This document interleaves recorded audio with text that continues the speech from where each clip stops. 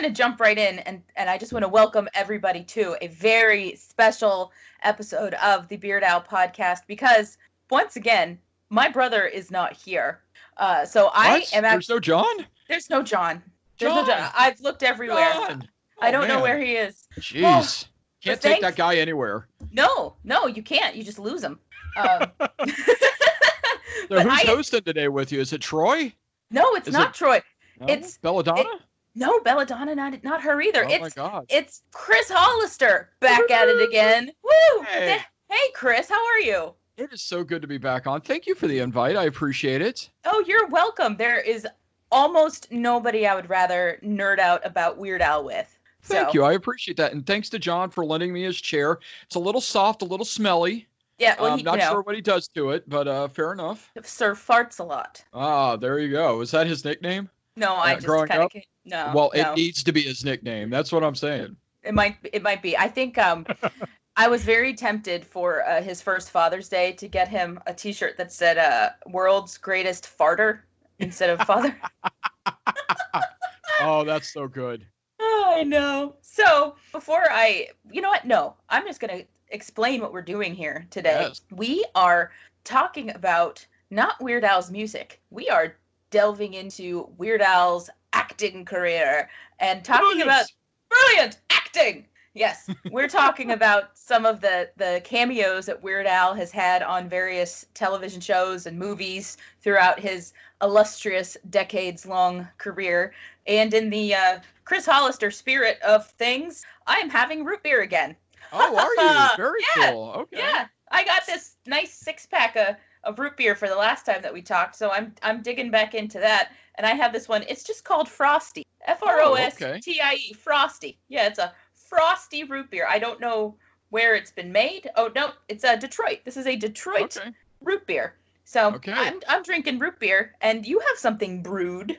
I do. I was saying, hopefully the root beer from Detroit's better than the water in Detroit. So hopefully that's the case. I think it probably is. They might be better off just drinking this. There you go. Hey, get that running out of the tap. That'd be fantastic. Everybody will be sticky. Well, as I'm not sure if anybody knows, but Lauren and I are both in the South. We're in COVID City. We're in Florida, and home of the COVID outbreak, or epicenter, or whatever you want to call it. But I am drinking old-fashioned sweet tea. There you go. So yeah, exactly. Except it's not sugar sweet tea. It's because I'm trying to watch my girlish figure, and so I've got some Splendid tea kicking right now. So the cancer will kick in, but the calories won't. So I like it. So I guess to paraphrase Weird Al, you're having some tea with a carcinogenic sweetener. Exactly. Yes. Oh, that's so good. So good. I know. See, this is gonna be a fun episode. It's gonna be so much fun. So I figured we'd start it off because Chris was doing some digging into Weird Al's acting catalog. So it's a bigger catalog than I even realized. Yeah, because I went to my favorite website, which is IMDb, the Internet Movie Database, because, again, being the movie and TV nerd that I am, and I'm a huge movie and TV nerd, there's times when I'm having arguments with people, and it's like, do you remember that guy in that thing with that that doohickey? And it's just like, wait a second, we have the technology. So I have the IMDb app on my phone just so I can hit it real quick and go to it.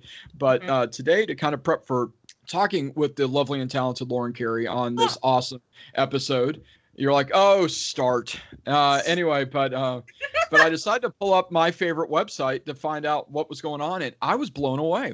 So get this. Okay, so obviously he has 84 credits on various soundtracks that he does. That does not surprise me one bit, because obviously my love for Transformers the movie, I knew he did that. But the fact that it's 84 is kind of impressive. You name it, he's probably done a song on it. Like obviously he has some Tonight Show credits. He actually, if you remember the TV show Lethal Weapon that was on Fox a few years ago, he actually was on there and sang a song during a wedding. He's actually performed Lasagna at a wedding on that show. Way. Oh yeah, absolutely. The song My Bologna was on Stranger Things in the 3rd season.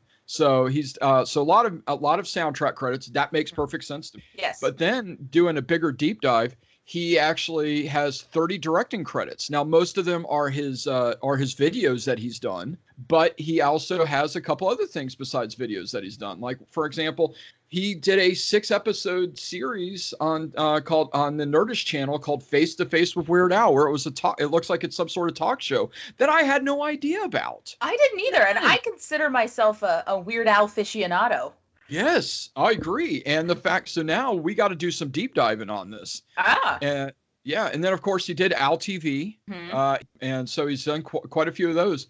But then the reason why we're here is that he has done he has 176 credits to his acting resume, right? Wow. And oh yeah, that's impressive. I mean, that's like, I mean, some actors would kill to have 176 credits under their acting. Absolutely. You know, and he, who doesn't do acting even remotely full time, has all these credits on there. And not a surprise to me, I'm not sure if it was a surprise to you, he has a lot of voiceover credits from cartoons that he's worked on. Yeah, that's not a surprise. He's got the voice for it because he can do so many different voices. It's not like he just has the one voice. You can hear something that sounds like this, and that's Weird Al. But you can have something that sounds like this, and that's also Weird Al. You know? Yeah, exactly. And it's fantastic. And I'm looking forward to it because I just found out that Phineas and Ferb actually has a brand new movie that comes out at the end of August on Disney Plus, and he has a voice in it. So I'm excited to see what Phineas and Ferb have to add on it, because honestly, I don't know if you've seen Phineas and Ferb, the cartoon, or not. Yeah. I love it. It's one of my favorite cartoons of the recent last like 10 years or so. I'm excited to see what Weird Al has to do on Phineas and Ferb. So I'm pretty pumped about that. As you should be. Oh yeah, absolutely. But going all the way back for you, Lauren. Exactly. So of course, his very first like 12, 15 credits or so are his videos that he was in. Yep. So Ricky being the first one. Yep. And then I Love Rocky Road, but then he was in his very, very first credit that's not a video is a TV movie called Welcome to the Fun Zone. Oh. Which I have no idea what that is. I don't either. But that was in 1984. That's crazy. Do you think now, because the closing, well, there's a song in UHF and on the UHF soundtrack called Fun Zone. Oh, that's interesting. It's that instrumental that if you ever go to see Weird Al in concert, like when the lights dim, you start hearing da da da da da da da da da da da. That's Fun Zone. He plays that right before he comes out on stage, you know. So for me, I'm wondering now, did he get the title for Fun Zone from Welcome to the Fun Zone? You know what? I think we're gonna. You know what you probably need to do is when you do the final, when you record your episode for UHF, which I'm sure you and your brother will do somewhere down the line. Yeah. I'm gonna do some research on this and find that out, because that's an interesting question. Or if when we do the trivia episode, maybe it'll pop up on that. You never know.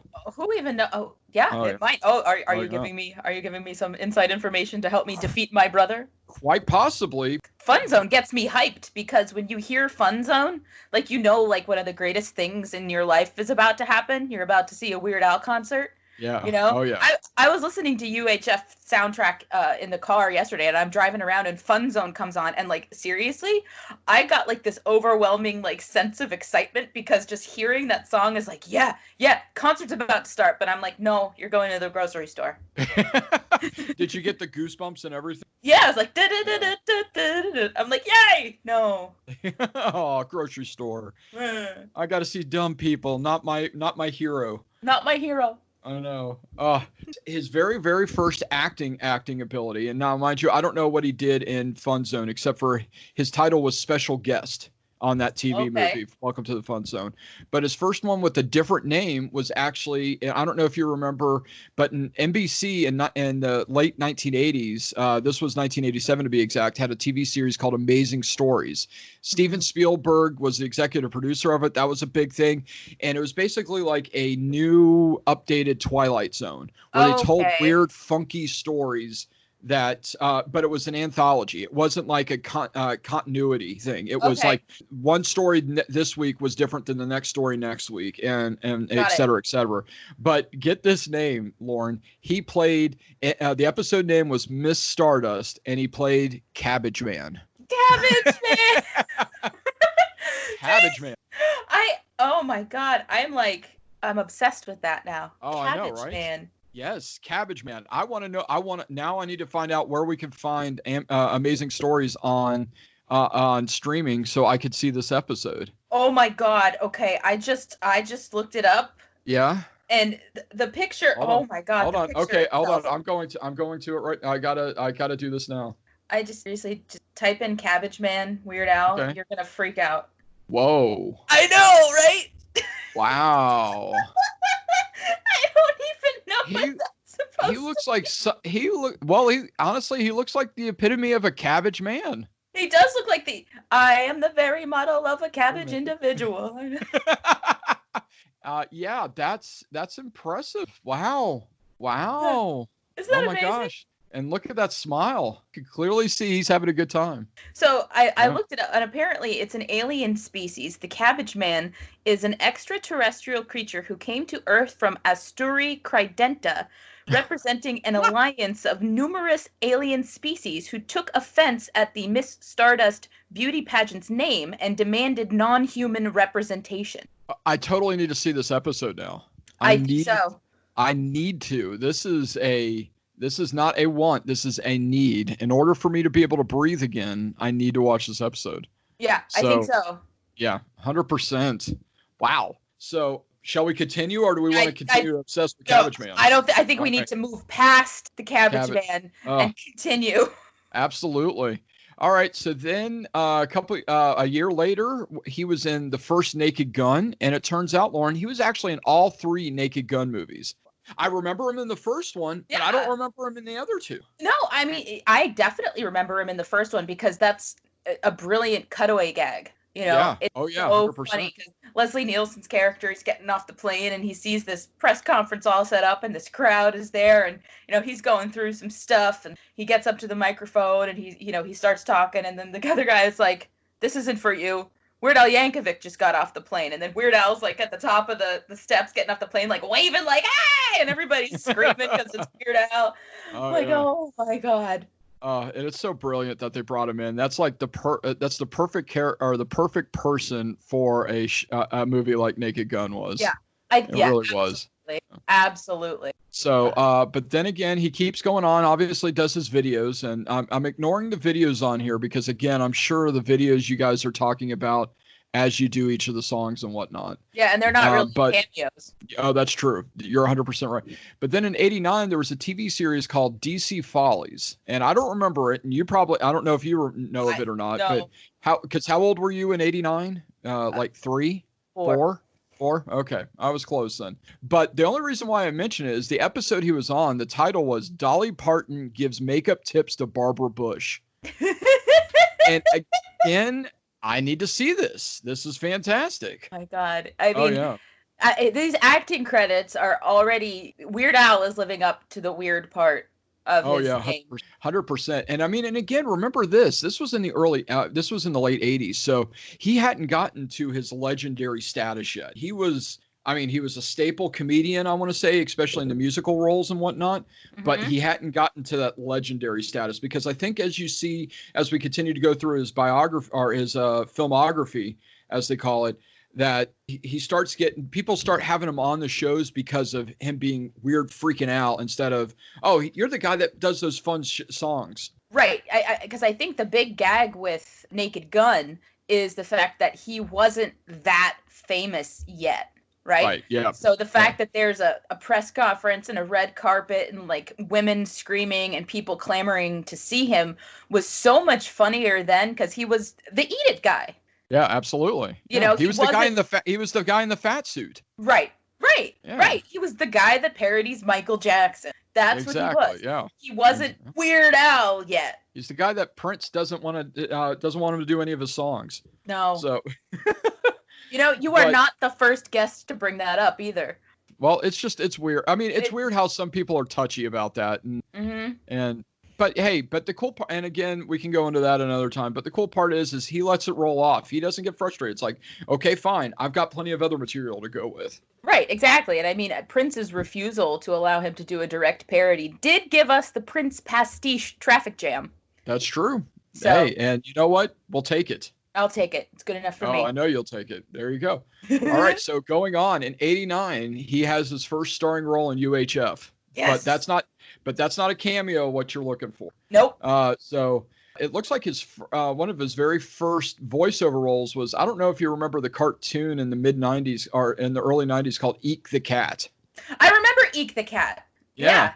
Eek the Cat. Yes. He played some voices in Eek the Cat. And so I was like, oh, that's kind of cool. I like that because Eek the Cat, I remember being a little silly, a lot of just silly fun. And of course, that's the perfect one. Yep. And then in 1996, the introduction to Spy Hard. Spy Hard. And you were talking about, you loved how he was swimming. Talk about it real quick, Lauren. It was like, it was a play on, the traditional James Bond intro sequence, because a lot of them, it's like silhouettes of like naked women, and like a lot of times they're swimming or like floating on by things like that. And so this intro to Spy Hard, where Weird Al is like, seriously, listen to the song Spy Hard, because Weird Al gives an amazing vocal performance in that song. Cannot discount that fact, but the opening sequence to Spy Hard is so funny, especially if you have the relation to the James Bond thing, because some of them are like silhouettes of like really fat naked ladies swimming behind him. Some of it is like Weird Al just also swimming, and he's gyrating in the water. Doing the whole Weird Al moves.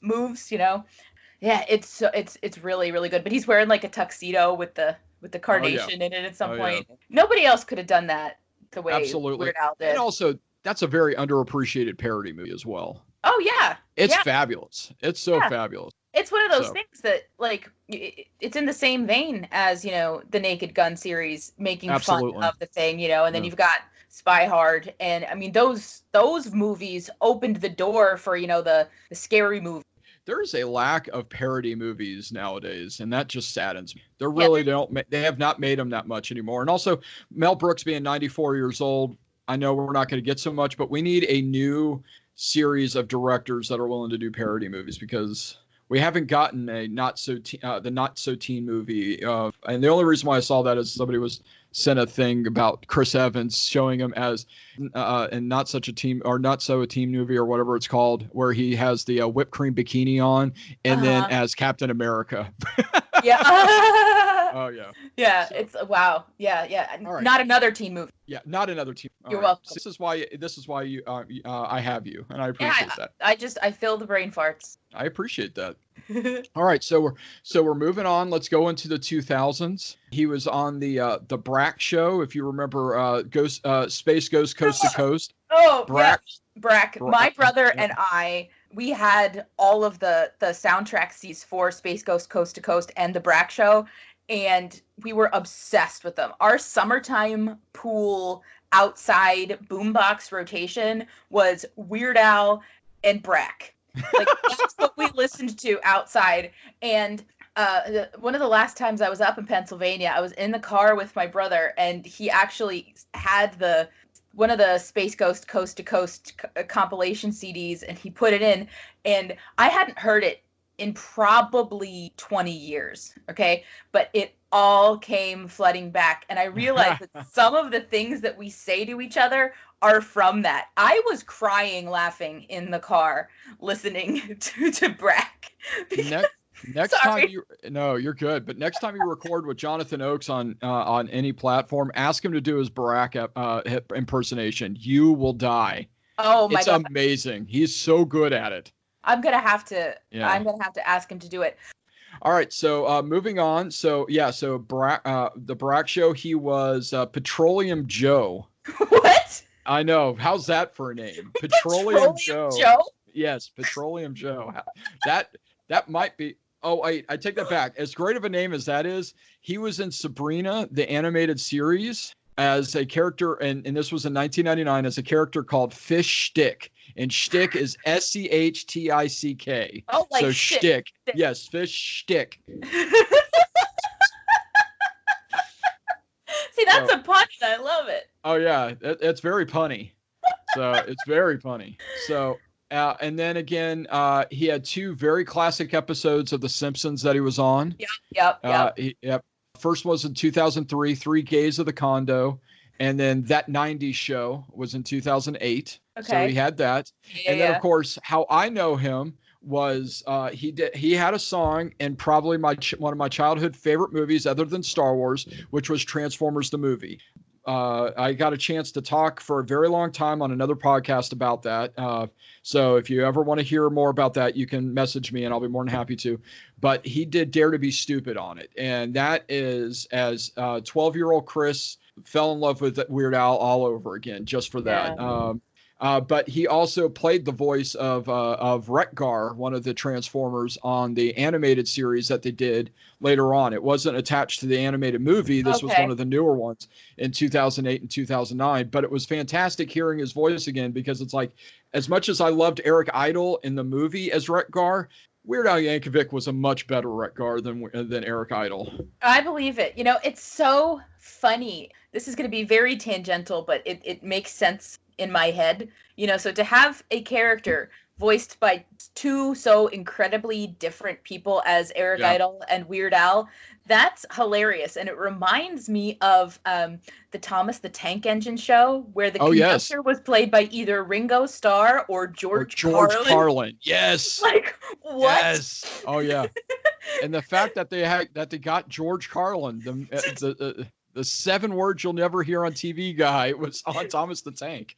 I know. Or Thomas the Train. Oh my gosh. Yeah, Thomas the Tank Engine. And I'm just like, yes. Oh my, like that fact popped into my head the other day. I think I was listening to Ringo. Oh yeah, because it was earlier. It was at the beginning of July, because Ringo Starr turned 80 on July 7th this year, and so I listened to Ringo that whole day. And so I'm listening to Ringo, and I thought to myself, he was the conductor, but so was freaking George Carlin. That's weird. And so that's true.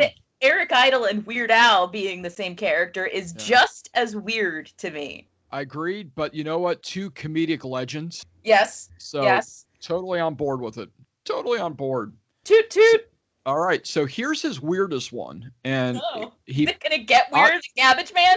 Oh, well, listen to this. In 2009, this was the remake of the first original Halloween that was that they did in 2006, 2007.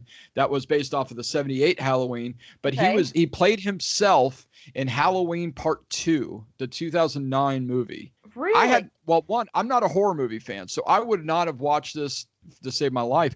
But the fact that he was in Halloween 2, and every time I say a 2, I want to say Electric Boogaloo, just to let you know. So, but yeah, he was in Halloween 2 as himself. That's crazy. Yes, I completely agree. That is just nuts. Yeah, so, I had to figure out what he did in it. Well, he was himself. He was himself, but what was the context? I don't know. Here's a fun bit. Weird Al Yankovic is so far the only person in the Halloween series to play himself. Oh, that's good stats. That's good information, right? I like that. So not only did he cameoed as himself, and is the only person to be himself in a movie. But I also want to know, did he die? Oh, Weird Al will never die, Chris. Well, hey, you never know. Remember, this is a fake movie. It is a fake. Okay, that's true. Right. I don't know. I'm going to have to do a deeper dive into this now, too. Oh, yeah. Okay, so yeah, it was the Rob Zombie Halloweens. Oh, okay. That makes sense. Yeah. Rob Zombie and Weird Al seem to have that kind of, he has a sicker twisted sense of humor than Weird Al does, but. Yeah, I'm going to have to dig into this and find out how Weird Al fits into this Halloween thing. Because I'll tell you what, when you first start Googling Weird Al Halloween, you get a bunch of Weird Al Halloween costumes. Oh, I got you. Not what you're looking for. No, you have to put in the 2. You have to put in the 2. The deuce. You have to put in the nice. Oh, leave it to Lauren Carey to bring in a deuce. All right. Dropping deuces. That's right. All right. So continuing on. So far, we recognize a few of these things that he's been in, but not that many. I mean, really and truly, I'm seriously blown away by the amount of credits that he has. But he was in an episode of Shatner's Raw Nerve. I don't know if you remember that little talk show that he did, but it was William Shatner interviewing people just to try to annoy them, to get on their raw nerve. I can see William Shatner being very annoying. I could see that too, but also I'm like, how can you annoy Weird Al? Weird Al doesn't get annoyed. No. No. Well, except for fake, like we're going to talk about with the Goldbergs a little bit, but yeah, that's true. Yeah. No, I can't see Weird Al getting like genuinely annoyed about anything. And like here we are, right, putting all of these like superhuman characteristics on a mere man. No, he is no mere man. He is no mere man. Not. You're right. No, he is not. You know better than that. I know. He is not. But could you imagine if he were like in some like weird universe where to actually hear this and hear us talking about how he doesn't get annoyed with things and him getting annoyed by that? Oh, that'd be fabulous. The meta-ness of that would be amazing. Like, they think I don't get annoyed. Well, I find that really annoying. So, and then in 2010, he was in an episode of Yo Gabba Gabba, if you remember that. Gabba. Yep. Mm-hmm. Yep, as the ringmaster, which I just love that it was an episode called Circus and he was the ringmaster. And then he was on Tim and Eric's awesome show, Great Job. That is my brother's favorite show. Okay, so yeah, you guys probably will need to do like a whole episode just talking about that, because I remember a couple of his appearances on it as Uncle Muscles. And it's fantastic. Just the fact that Weird Al, who I don't think he has a muscle in his body, except for maybe his tongue because he could sing so well. Yeah, he's elastic. Yeah, but exactly. But he played a character called Uncle Muscles. So, that show is a fever dream. Oh yeah. That's a great way. It truly is. You know, I'm one of those people that I need noise to fall asleep. So this was years ago. I borrowed my brother's Tim and Eric DVDs because I was, you know, kind of through the rotation of all the stuff that I had to fall asleep to. And the 2 weeks that I tried to fall asleep to Tim and Eric, Awesome Show, Great Job, I had like the weirdest dreams. Oh. Because I was watching this really weird show while trying to fall asleep, and it was just nuts. So now I fall asleep strictly to Frasier, and I dream of nothing but, you know, Sherry and opera, and it's fine. Toss salad and scramble eggs. Yeah, but I don't know what to do with. Yeah. The answer is always Frasier. Mm-hmm. So now we start talking about stuff that I have seen him in now, because the next credit that we have, and I'm not sure how much you used to watch it or not, but or if you watched many cartoons or not, but he was in 2011. He was in Batman: The Brave and the Bold, and The Brave and the Bold was a very interesting cartoon because it was a very dark Batman series, because really starting in 1991 was when we had the Batman the Original Animated Series, which is an amazing legendary cartoon series. Batman became darker, and so the story, even cartoons were very dark with Batman in it. So and then later on you got the 89, of course, you had the Jack Nicholson, Michael Keaton Batman and whatnot. That was semi dark but semi silly. But in the early aughts of 2011 to be exact, they created a Brave and the Bold Batman, which was interesting because of the person that they had playing Batman. And the person that they had playing Batman was Diedrich Bader. And I don't know if you know who Diedrich Bader is. I do not, sir. Okay, well, one, he played Drew Carey's best friend in the Drew Carey Show, the tall, lanky one. Oh.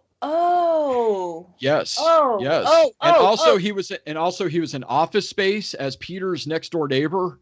That would shout through the wall. He's the little one, the tall, lanky one on the Drew Carey Show was Ryan Stiles. He was the shorter one. Well, okay, but everybody next to Ryan Stiles is shorter, but that's true. Bader's actually fairly tall. Fairly tall. Okay. Yeah. Okay. I know who you're talking about now. Yeah, but he's the one he was the one that banged on the wall in Office Space, said, "Hey, Peter, you need to turn on Cinemax." He was Batman? Yes, he played Batman, and it was fantastic. The series was wonderful. I mean, it only lasted, I think, like 2, maybe 3 seasons at most.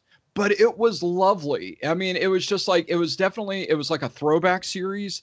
and it was funny. Like they had Neil Patrick Harris on for an episode where he played the music master, and it was hysterical. But he played Mr. Starr. This was Batman's Strangest Cases, and he played just this very goofy character that was leading Batman astray. And but the cool part about the Brave and the Bold series is that Diedrich Bader played Batman very seriously in it, why the whole rest of the series was campy and crazy and silly. Oh yeah, and so it was great. He was a great foil in it, and then of course Weird Al I thought did a fantastic job as Mr. Starr in it, and I get a big smile thinking about it because it's like, oh, he perfect in that role. It was great. I'll have to check that out. Yeah, I'll definitely have to check that out. I like the idea of Batman being the straight man to everyone else's Joker. No pun intended with the Joker. But you're 100% right. Yeah, that's what it is. I think that's very, very interesting because when you got to Batman and Robin, the movie, the one with the suit nipples. Yes, exactly. Yes, the George Clooney. Yeah, everybody was campy in that. Like there was nothing. The Batman was even campy in that. And I think that movie would have been better if Batman were the straight man with all this other stuff going on, with all of Arnold Schwarzenegger's, puns and things like that. I think if Batman were more serious and maybe didn't have nipples on his suit, yeah, that might have been slightly more successful because there were some really good parts of that movie. Was that the one with Uma Thurman as Poison Ivy as well? Yeah, I loved her in that. But she was really the only part of that particular Batman movie that I liked. Well, and the fact they had a Chris O'Donnell who was playing Robin about 10 years older than Robin should have been. I mean, it was just Joel Schumacher, who may rest in peace because he passed away a few months ago. He killed that series with that movie. Well, it was done. He did. Actually, he literally did because there was supposed to be another one after that because there's a motorcycle race scene in it. Okay. And in that motorcycle race scene, there is a cameo by Coolio. What? Right? And the reason there was a cameo by Coolio in the motorcycle race scene in Batman and Robin, the movie, is because there was a sequel set to come to that movie called Batman Unchained, where Coolio was to play the Scarecrow. Really? Yeah. Wow. So you can, it's like at the very beginning of where pre-Batgirl Alicia Silverstone is in this motorcycle race. Coolio is kind of there at the beginning of it to kind of set things up for him to be Scarecrow in a sequel. Wow. No, I had no idea. Yeah. I had no idea. Yeah, I went on a little mini deep dive into that particular Batman film right after Joel Schumacher passed, because a lot of the articles and obituaries that were out there online about him referenced that movie, and so I had to look into it a little bit more, because George Clooney coming out saying like, yeah, I played Batman gay in that one, and I'm like, what? Yeah, so he literally did kill the Batman series because that was such a critical and commercial flop. The planned sequel was canned. Oh, that is so funny. I had no idea. That's amazing. That is amazing. Coolio as the Scarecrow. That would have been an interesting choice too. Wow. Yeah, right? Oh my God. All right. So then we go into 2011. And again, tons of videos in between. It's amazing. Some of the videos that he did in between the Brave and the Bold that we just talked about in 2011, he did Perform This Way. He created Party in the CIA, Polka Face. I mean, just all these awesome videos. But then in 2011, he hits close to home for me. And in my second favorite sitcom of all time, How I Met Your Mother, he played in the episode called Noretta, which is in the 6th season. The reason why he was in this episode, and I forgot all about this until I saw this come up on the IMDb thing, is that in the episode, throughout the whole thing, Ted Mosby, who's the person that's trying to find the mother at this point, Ted is like was talking about how obsessed he was with trying to make trying to write songs for Weird Al Yankovic. That's right. That's right. Yes. And Marshall, his best friend, was talking about wanting him to do a parody of "Live or Let Die" as "Chicken Pot Pie," Yeah. which everybody knows that's a song that Weird Al truly wanted to have written but couldn't, because obviously Paul McCartney is a vegetarian and did not want a song about meat to be a song that he did. So, Yeah, understandably so. Ironically, But well, Weird Al now is a vegetarian, but when I didn't know that. Wow. Weird Al is a vegetarian, he's almost vegan. He will eat cheese sometimes, but yeah, he's been vegetarian since I want to say the mid to late 90s. Wow. So he's been Good on vegetarian for quite some time. But when I saw Weird Al and got the VIP experience, when you go back there, they had pizza for us, and there was pepperoni pizza. So like Weird Al played a role in me eating pepperoni pizza. Didn't bother him at all, and he's like, I'm not gonna do it, but I don't care if other people do. I wish Paul McCartney kind of had that same thought Mindset. process. Yeah. Oh yeah, absolutely. You do you, but at the end of it is the end of the episode in How I Met Your Mother is where you actually see Weird Al, because it says at the end of the night we're whisked back to 1985, where Weird Al is reading through fan mail and blows off most of it until he stumbles upon a letter from an 8-year-old Ted Mosby. The first song idea is "Wake Me Up Before You Pogo," which Weird Al calls a stinker, but the phrase "like a surgeon" inspires Al, and he starts humming the first couple of lines before running off to record it. That's right. But yeah. there is a kernel of truth to that, because from what I recall from the Weird Al Behind the Music episode was "Like a Surgeon" was actually Madonna's idea. Oh, interesting. Okay, I didn't know that. I don't remember that. I remember the episode, but I'm not you. I don't remember all those details. Well, because Weird Al, he'd hit it enough. He'd, done the Michael Jackson thing. And I think it got back to him that Madonna, kind of offhandedly said, yeah, I'm surprised he hasn't done Like a Surgeon. Oh my gosh. She was a legend already. Yeah. And so she obviously was okay with it. And sidebar, that is one of the funniest Weird Al music videos. Oh, yeah, absolutely. Riding around in scrubs. It's and spot on. It's so good. Beautiful. So good. Beautiful thing. All right. So now we get to talk about a episode of TV that you just watched last night, as a matter of fact. That's correct, that is the episode Kidnapped by Danger in 2012's 30 Rock. Yes. Now I have only watched a handful of episodes of 30 Rock. I know, being a professed TV nerd, that I've not watched that much 30 Rock is a crying shame. I get that. Send fan mail later. But talk to me about Weird Al in Kidnapped by Danger. Okay. I have to set it up for you just a little bit. Alec Baldwin's character, Jack Donaghy, he's like the president of of NBC. Yep. Of NBC. His wife, Avery Jessup, who is played by Elizabeth Banks, her character is kidnapped by North Korea. So what they're doing is they're making a TV movie about her story to either raise awareness or raise funds to try and get her out of North Korea. And the TV movie is called Kidnapped by Danger. And Jenna Maroney, who is Jane Krakowski's character on the show, she writes and sings the theme to Kidnapped by Danger, which, she's all excited about it the day before she's about to perform it on The Tonight Show with Jimmy Fallon, which at the time I think was Late Night with Jimmy Fallon, but it doesn't really matter. She's about to be on Fallon with it. They're in the writer's room, and one of the writers opens his laptop, and he's like, I didn't realize you were the original of this. Weird Al parodied it. And so then there's Weird Al, doing a parody of this theme from Kidnapped by Danger.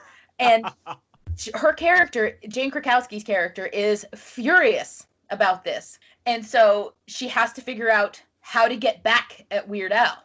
And sidebar to this, obviously, like, that wouldn't happen because she would know that a Weird Al parody was coming, right? 100%. So that I could not suspend my disbelief for that part of it because she would know.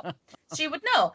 So her and Tracy Morgan's character, Tracy Jordan, decide to write a song that can't be parodied. Really? Okay? Interesting. Yes. So they go and, Jenna is spouting off lines, and then Tracy Morgan's character is like, no, this could be this or this could be that. And like he's coming up with like, you know, pizza and like poop pair like words that Weird Al could, you know, say to whatever lyrics she's putting in this song. So what they end up with the song, it's so stupid, but the chorus of it goes, fart so loud, right? So they basically write a song that is already a parody. Okay? And that's what she performs on Fallon.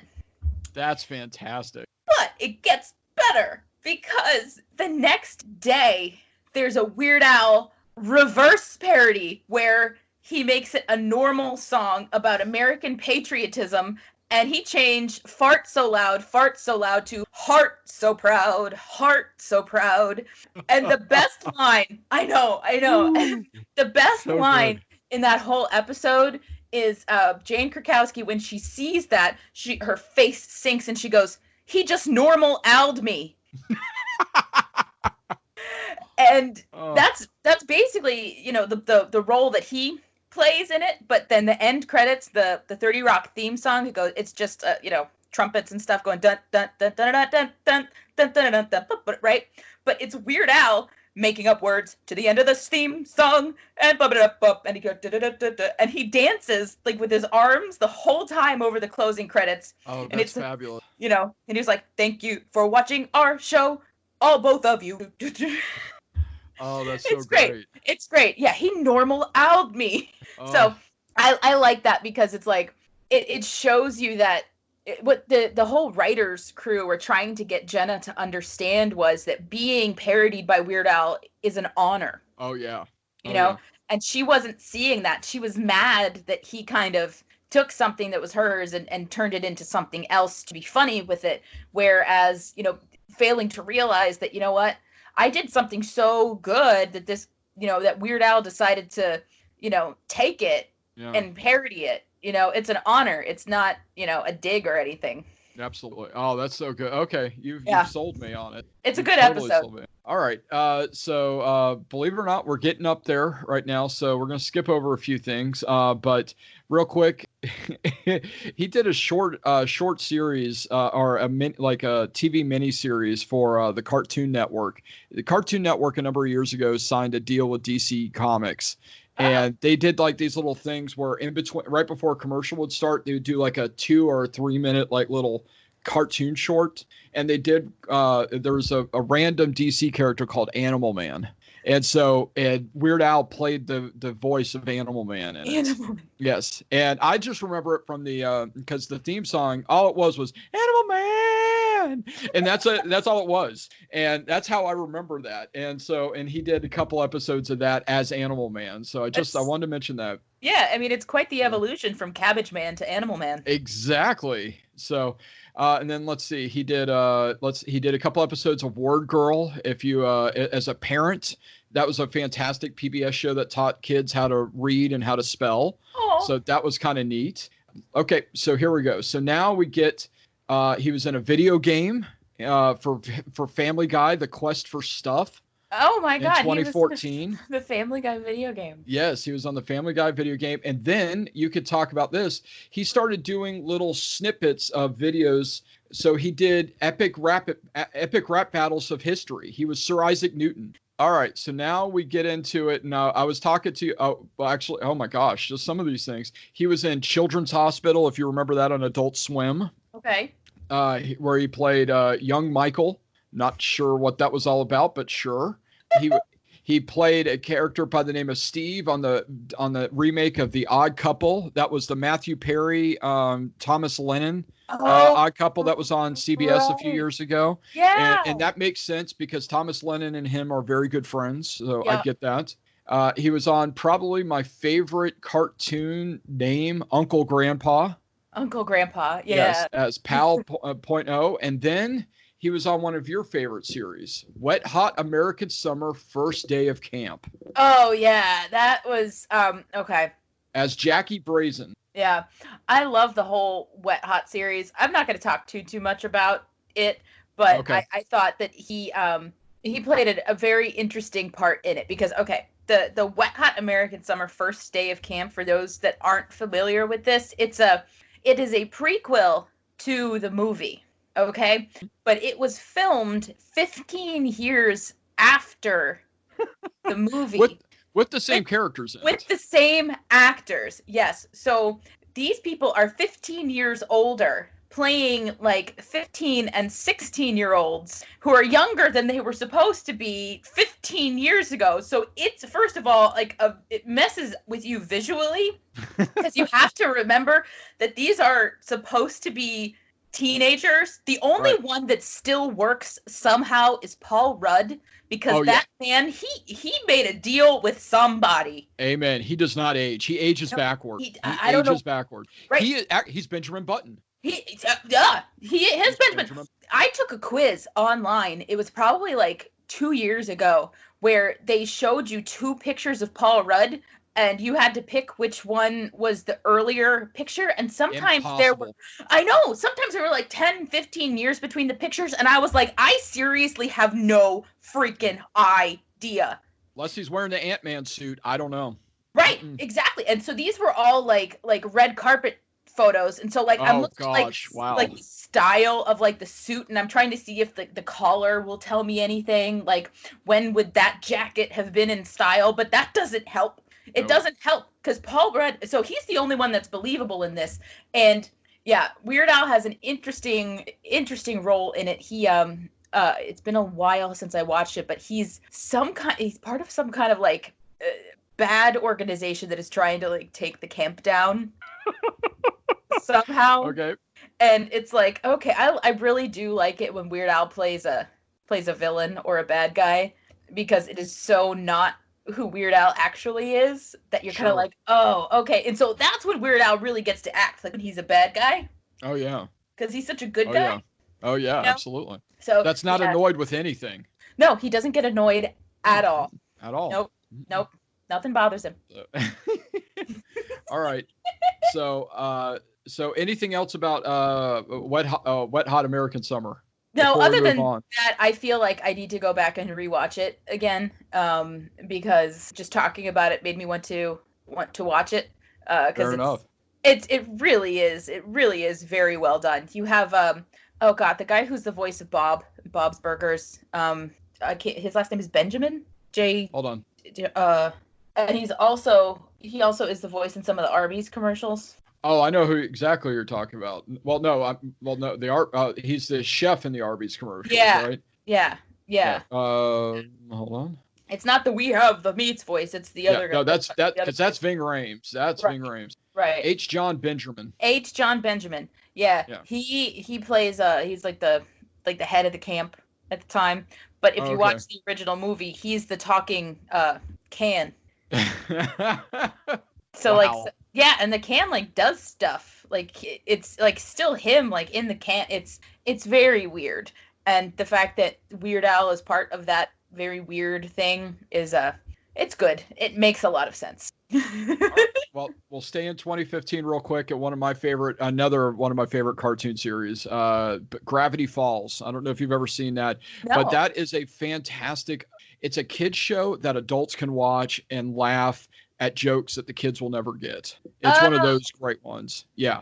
It's one of those great ones. Anyway, but the episode, the only reason I mention it real quick is the episode's called Dungeons, Dungeons, and More Dungeons. And and Weird Al's character is the probabilitator. Probabilitator?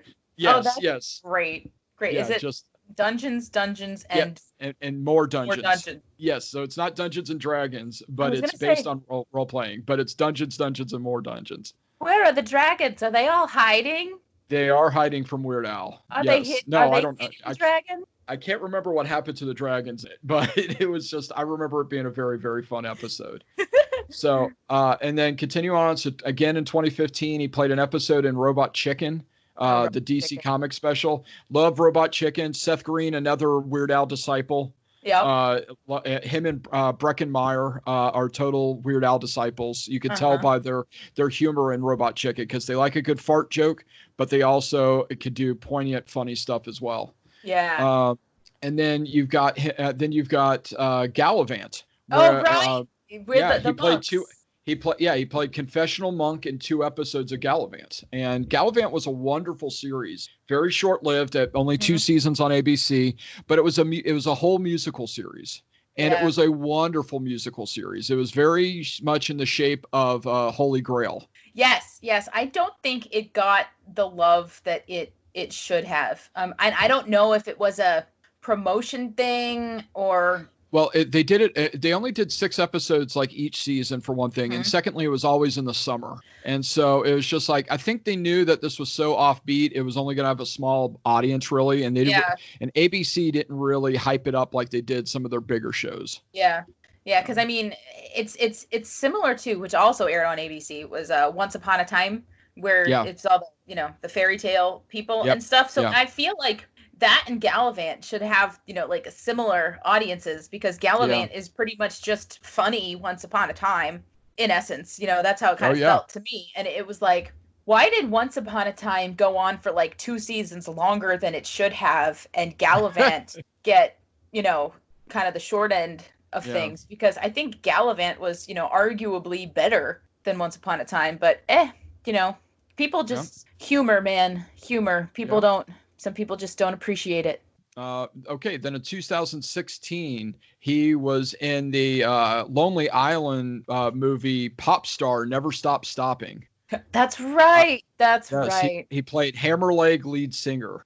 So that's just hilarious in its own right. I have not seen the movie, so I don't know anything about it. But no, I haven't either, but I think it's very appropriate that he was in a Lonely Island movie, because I feel like what Lonely Island does, they would not be doing if not for Weird Al. I said this, I say this at some point on another episode, whether I've said it already, listeners, or whether I will say it in the future is yet to be determined, but I have said it at some point, that I feel like Weird Al is like the Beatles of funny music. Anybody 100%. Who's making funny music has Weird Al to thank for it, and can cite him as an inspiration. Absolutely. And Andy Samberg, I'm sure, would probably have said the same thing. If not, he's already said it with all the Lonely Island stuff. And really, they're the only ones that are, besides Weird Al, that are making parody music right now. They really, I mean, and their parody music is very much in the lines of the Dare to Be Stupids, where it's a situational, or not a situational. What kind of parodies do you call it? It's the musical. I mean, it's not an outright parody. It's a style parody. It's a stylistic. Style parody. That's it. Okay. We're getting up to a couple of stuff that I absolutely love. They were an episode of We Bare Bears. I don't know if you've seen that or not. My friends have kind of turned me on to that. I haven't seen the episode yet, so I'm just going to briefly go over that. Again, a couple more episodes of Robot Chicken, and then Drunk History. Yes. Where, oddly enough, he plays a very strange character. Why don't you talk about it? He plays Adolf Eichmann. And Hitler. Yes. So it's very, I think it says a lot about how we should view Nazis, in that they have Weird Al play Nazis, because you can't find anybody less serious to play a Nazi than Weird Al Yankovic. And but I just recently watched the Adolf Eichmann episode. So he is one of the Nazis that he basically engineered the Holocaust. Like, he was the dude. And World War II is over. He ends up fleeing to Argentina, changes his name, but his sons don't change their name. And one of the sons is in a relationship with this girl who, then she goes to her house and she's like, "Oh, Daddy, I can't wait for you to meet my boyfriend. His name is Klaus Eichmann." And he's like, Eichmann, I know that. So he contacts the Israeli CIA. They were called something that I don't remember. And then they can't extradite him from Argentina, because that's why they all went to Argentina, because Argentina wasn't, whatever. But they end up kidnapping him and taking him to Israel to be tried, where he gets hung. Okay, and it's Weird Al being kidnapped and put on trial for being a Nazi. And you watch it and it's like, Weird Al's such a nice guy, but he's not a Nazi. Oh yeah, my gosh. It's a good one. It's a good one. Well, yeah. And to talk about it too, having comedians play the role of Nazis is a time-honored tradition, because again, you had Chaplin, Charlie Chaplin, thank you, do that way back at the very beginning. Oh, the Dictator, right? Yes, the Great Dictator was the movie, absolutely. And then not only that, I mean, and he purposely did that because he was out and out. He saw what was going on way before the United States and Britain started in World War II. I mean, he saw the insanity of this man. Yeah. And then much later on, in very great parody form, was of course Mel Brooks that would play either Hitler or various Nazis in it, and he said he wanted nobody else but him, because one, he wanted to be a Jewish man playing a Nazi to show their absurdity. And he Yeah. said that money over and time again. And it's just like, and I love that. Yeah. I love that's how Mel Brooks fought that, and fought seeing his family and seeing the traumas of World War II. And that's what he did in order to combat it. And so Weird Al proudly took that mantle on as part of that comic legacy. And so that's pretty darn cool. That is super duper cool. Yeah, you're right. Because, I mean, you can't have a serious actor play a Nazi in drunk history. It's got to be Weird Al, so that like something bad's about to happen to this guy, and rightfully so. Yep. So anyway, and then both of us actually watched this episode in 2016. He had a very memorable role on the ABC comedy The Goldbergs. Yes. And it was a wonderful episode. It's been a while since I saw it, and it was very touching. It was a very endearing episode. I loved it. Yeah, I really did. Yeah. It was super great, and for those that may not be familiar with the Goldbergs as a show, it takes place in the 80s, and it's told by the youngest son of 3 children, and played by Patton Oswalt's voice, which is fantastic. Yeah. It's just great. Yeah, he's a great narrator for that show. Yeah. No, it's true. He's such a perfect narrator for that show. But in this episode, so it's young Adam Goldberg.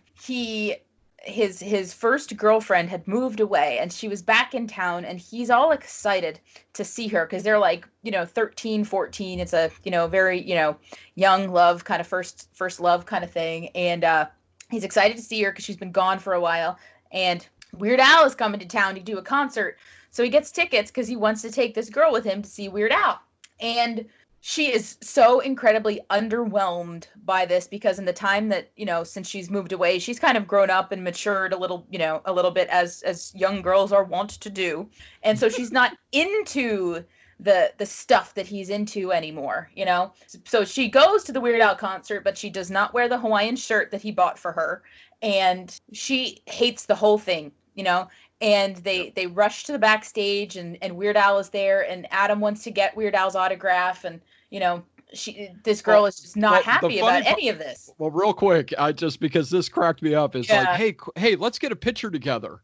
Oh, right. And she's like trying to put the Polaroid camera in front of them to do one of the world's first selfies. Yeah. And he's like, hold on, let me back up so you can get Weird Al in the picture with me. Yeah, right. It's like, oh. And you can see that she's hurting on this too, because it's just like, really, I came here to see you, and this is what we're doing? Anyway, go on. I'm sorry. I just had to mention that part. Yeah. No, you're right, because that's a brilliant part of it, because he is so nerding out about Weird Al that he's forgetting that she's there, which I completely understand. I'd be the same way.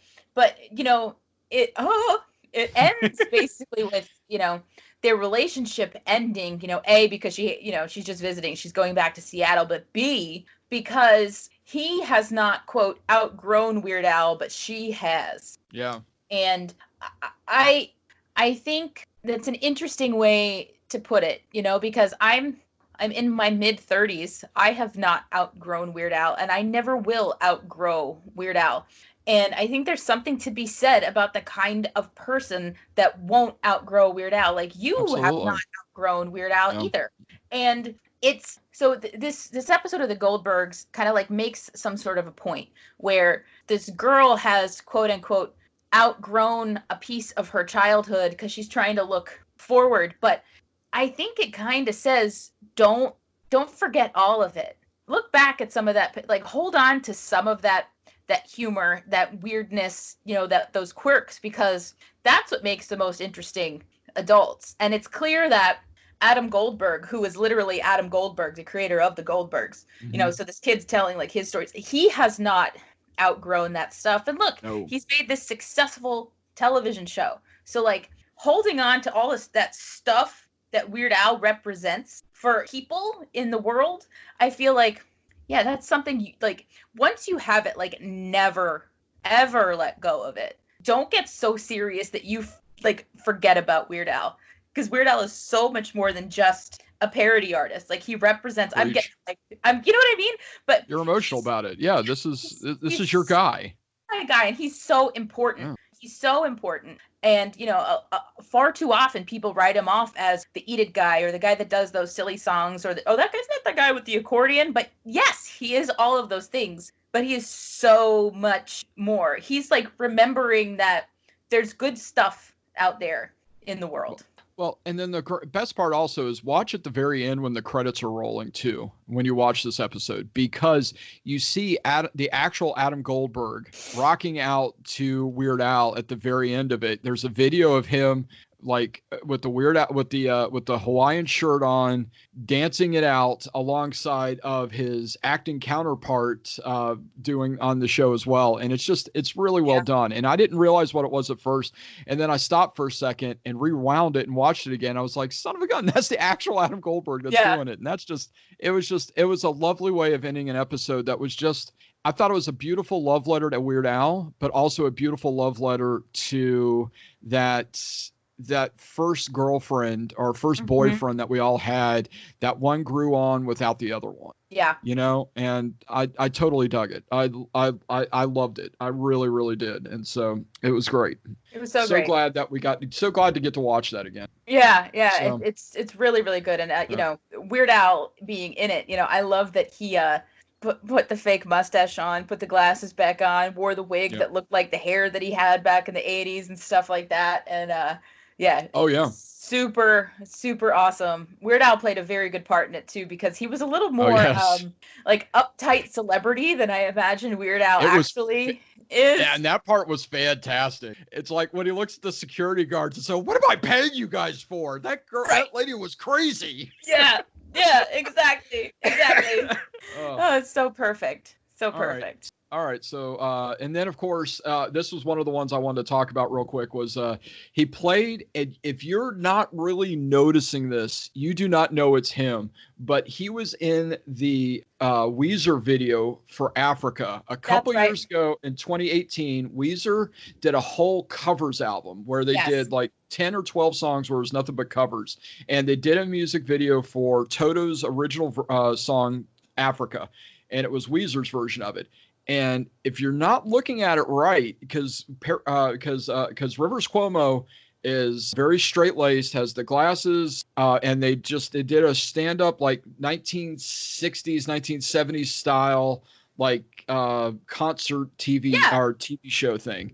And Weird Al played Rivers Cuomo, and if you didn't look at it right, you could have sworn it was Rivers Cuomo. Right. That was there, and not Weird Al. But sure enough, when they did a tight close-up of his face, it's like, oh my God, that's Weird Al playing Rivers Cuomo. That's fantastic. Yeah. It's a straightforward music video that's just like, you know, your classic, like, they look like The Knack or they look like the Beatles. They're just there, you know, on this kind of like really sort of blank set, just straight man doing the song.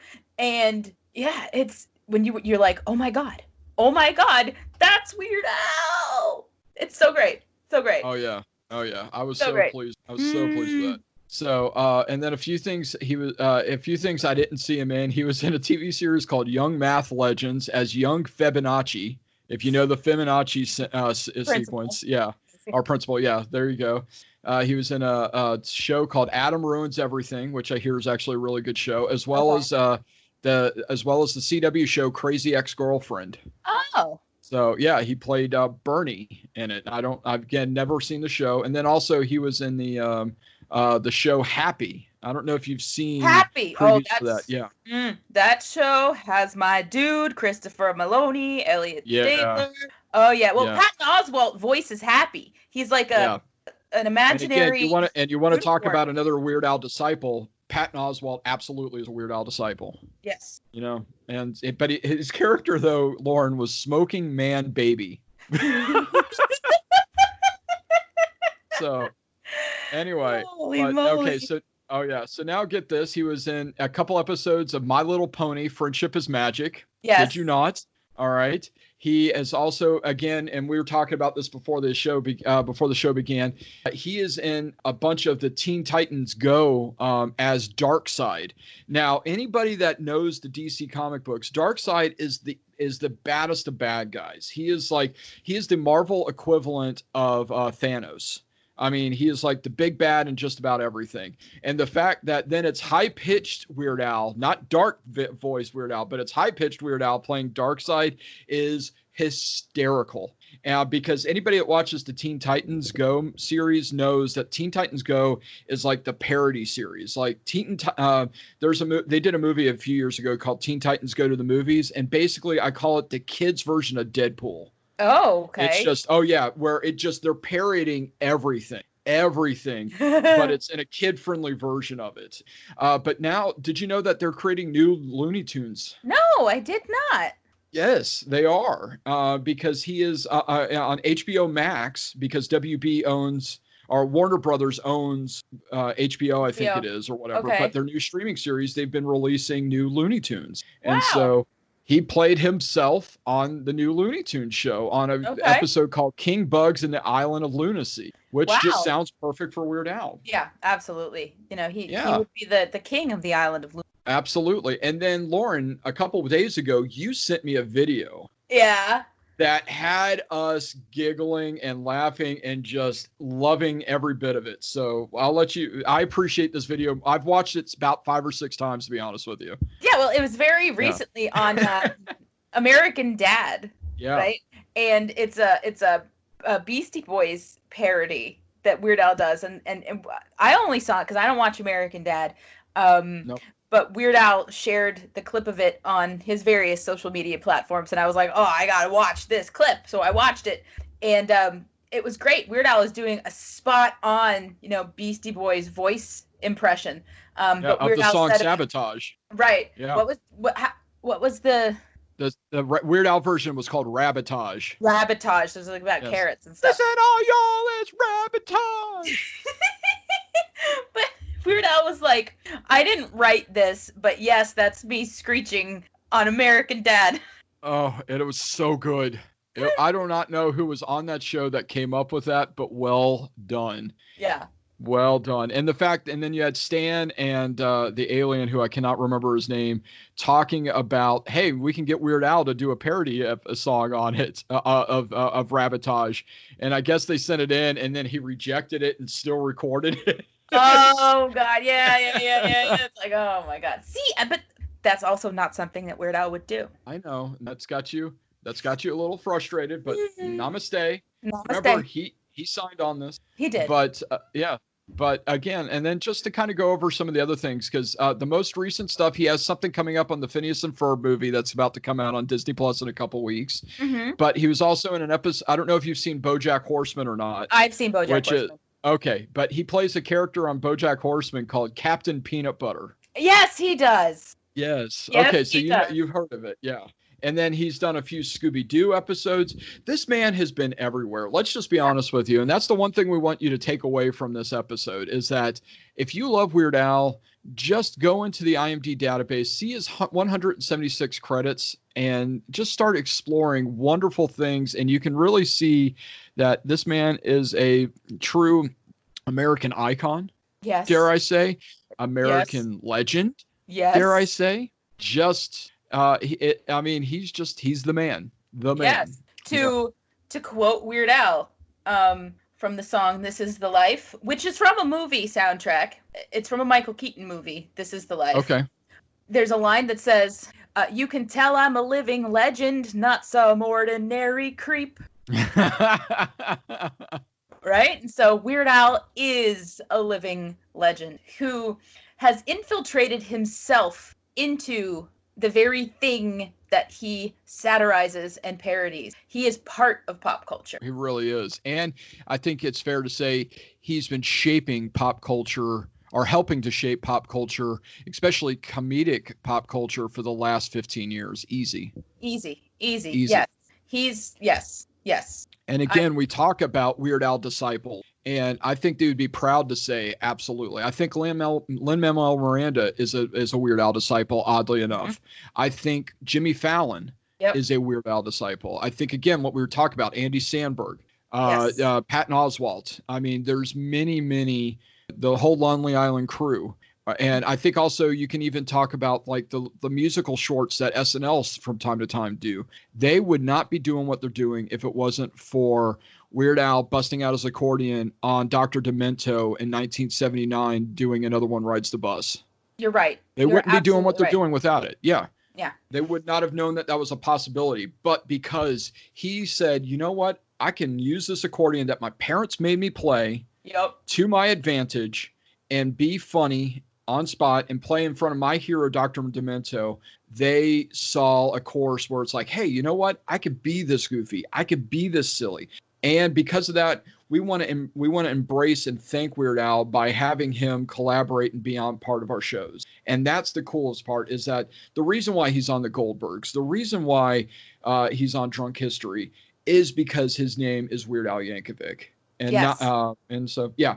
Yeah, not normal Al. Yeah, that's right.